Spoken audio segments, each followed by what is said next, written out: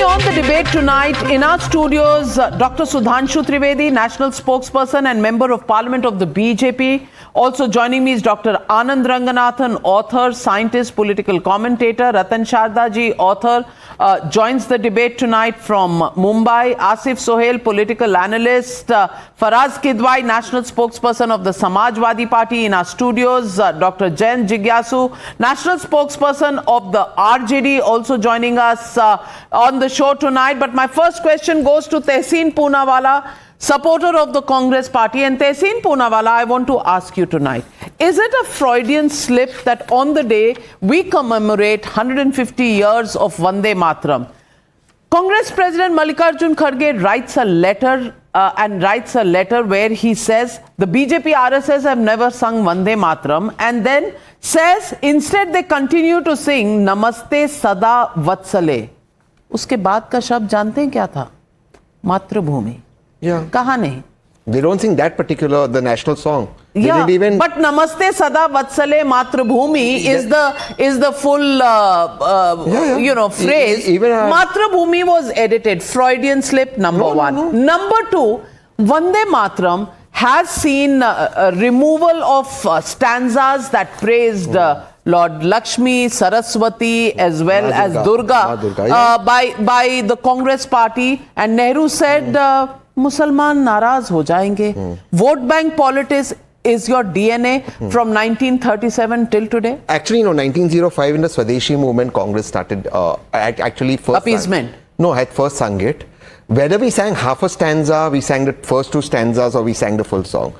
Bhajpa RSS, Bhajpa तो तभी जन्म ही नहीं हुआ था, इन्होंने तो कुछ नहीं किया. तभी तो used to sing hail the queen, long live the queen, long live the queen. ये तो उनका वही था जिन्होंने गांधी जी को धोखा दिया ना. कोट गांधी जी के दे हैंड्स, हाँ, that time king was there, then queen came, correct. Hail the king, you're right. जिन्होंने गांधी जी को धोखा दिया था, and I quote Gandhi ji that the RSS hands are steeped in blood. Those who backstabbed Gandhi ji in the Quit India movement, वो हमें patriotism सिखाएंगे. 1937 में जवाहरलाल नेहरू जी की अध्यक्षता में वंदे मातरम को माना गया था. हम 2025 में 1937 को दिखाते माना गया था. 1950 में जब देश के पहले प्रधानमंत्री जवाहरलाल नेहरू थे, वंदे मातरम को देश का राष्ट्रगीत बनाया गया था. इन्होंने तो राष्ट्र ध्वज ने उड़ाया, इन्होंने तो कोई चीज को अपनाया नहीं. इन्होंने भारत के संविधान को इंपोर्टेड कहा. इन्होंने कहा कि मेरा तिरंगा अशुभ है, वो तिरंगा जो हमारे खून में लहरा था. मेरे दादा को गोली लगी थी जब वो गांधी जी के साथ थे, जब कस्तूरबा की हत्या होती. हम लोग वंदे मातरम के नारे लगाते. हमारे बाप दादाओं ने इस देश के लिए आजादी दी. ये लोग क्या कर रहे थे? आरएसएस वाले सिर्फ आरएसएस की अंग्रेजों की मदद कर रहे थे. बलिदान तो हमने दिया है, हमारे परिवारों ने दिया है, हमारे परिजनों ने. महात्मा गांधी supported the राष्ट्रगीत Vande Mataram. Did you honor it? आप हमेशा इनसे सवाल पूछते हैं. जीते जी चले तो मैं जो तहसीन ने बोला उसमें से 3 पैराग्राफ ट्रंकेट कर दूं, बट मैं कांग्रेसी नहीं हूं. सब झूठ बोल दिया है, सारा झूठ बोल दिया. आज भी आरएसएस नहीं गाती है. Are you fact checking him, Anand Ranganathan? Total fact checking. शुरू करूं या पहले? Yes, please. सुधांशु जी को मैं श्री अरविंदो ने वंदे मातरम से कविता वो निकाली थी, पत्रिका. वो कौन थे? कांग्रेस के गरम दल के नेता थे 1996 से पहले. You know when the first time Vande Mataram was sung in 1896 in Calcutta Congress अधिवेशन. Who was the chairperson at the time? Congress अध्यक्ष कौन था?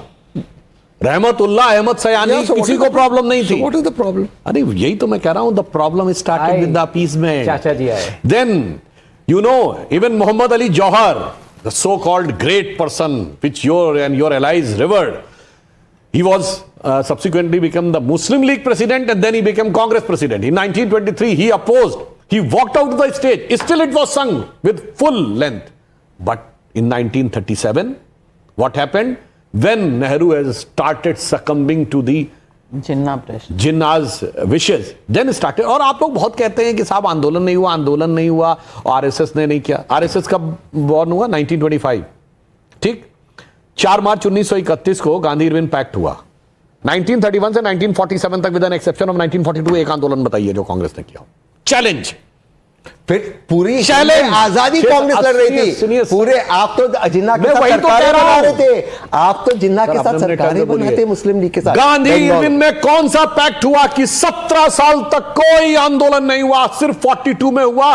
तब जिस समय अगस्त 42 की सिचुएशन क्या थी? पर्ल हार्बर हो चुका था.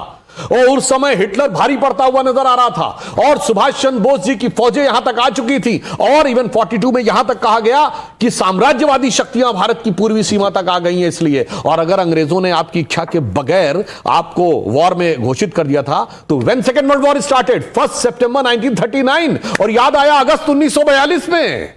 तो मैं पूछना चाहता हूं पहले 6 साल में कांग्रेस ने कितने आंदोलन किए थे? सुनिए, अगर आप कह रहे हैं कि 1931 से पहले आरएसएस को करना चाहिए था, आरएसएस की कोई शाखा नहीं थी 1931 तक नागपुर के बाहर। चलो 1885 में कांग्रेस बनी, 1891 तक कौन से आंदोलन किए थे? बोलो मेरे भाई। सुधांशु जी अब आते हैं वंदे मातरम। सर मैं वंदे मातरम बोलूं उसके बाद आप बोलिएगा। इसका जवाब देखिए, इसका जवाब। चलो आपकी सारी बात मान ली, कांग्रेस ने नहीं किया आंदोलन, कांग्रेस ने सिलेक्टिव आंदोलन किया। आपको किसने रोका आंदोलन करने से? आप तो सरकारें बना रही थी जिन्ना के साथ, बंगाल हो, अनडिवाइडेड पंजाब हो, आप तो जाके कांग्रेस को निकालकर सरकारें बना रहे थे। दिक्कत वहां पर आती है सुधांशु जी, हमने किया कि हमने आधा किया, आपने तो जीरो किया सर। उस पर बहुत बार डिबेट हो चुकी। 1942 में फजलुल हक की पार्टी प्रजा कृषक पार्टी के साथ सरकार बनी थी, बाद में फजलुल हक ने मुस्लिम लीग ज्वाइन कर ली। यह झूठ नहीं बोलना चाहिए, वैसे तो कांग्रेस का सदस्य रहा था जिन्ना। और 1916 में लखनऊ कांग्रेस अधिवेशन में बाकायदा मुस्लिम लीग से पैक किया कांग्रेस ने और मुसलमानों के लिए सेपरेट इलेक्ट्रेट। और दर्शकों से मैं बताना चाहता हूं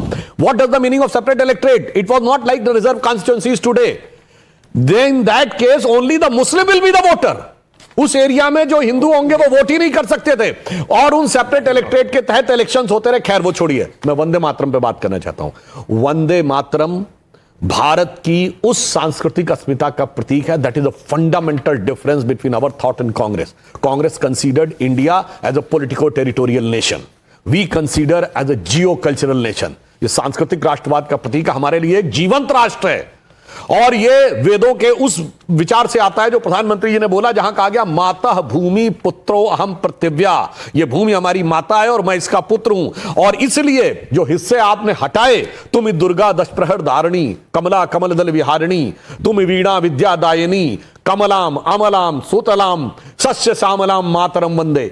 इसमें आप कहते हैं कि यह धार्मिक नहीं, यही राष्ट्र का प्रतीक था। क्योंकि जब आप कहते हैं तुम दुर्गा दश प्रहर धारिणी, तो उस समय आपकी आस्था कहां से जुड़ती है? कलकत्ता की काली जी से जुड़ती है, तो कामाख्या की मां कामाख्या से जुड़ती है, त्रिपुरा की त्रिपुर सुंदरी से जुड़ती है, मुंबई की मुंबा देवी से जुड़ती है, कन्याकुमारी से जाके जुड़ती है, वैष्णो देवी से जुड़ती है, मां विंध्यवासिनी से जुड़ती है। पूरा देश एकाकार हो जाता है। और इतना ही नहीं, बलूचिस्तान की हिंगलाज माता से भी जुड़ती है और ढाका की ढाकेश्वरी से भी जाके जुड़ती है। That's how the country comes as a living reverberating consciousness which the Congress has tried to cut. Uniting the nation. 1 minute. Tehsil Poonawalla. Uniting the nation. Uniting the nation was what this song, national song was doing. But you, 1 minute, Tehsil Poonawalla. You will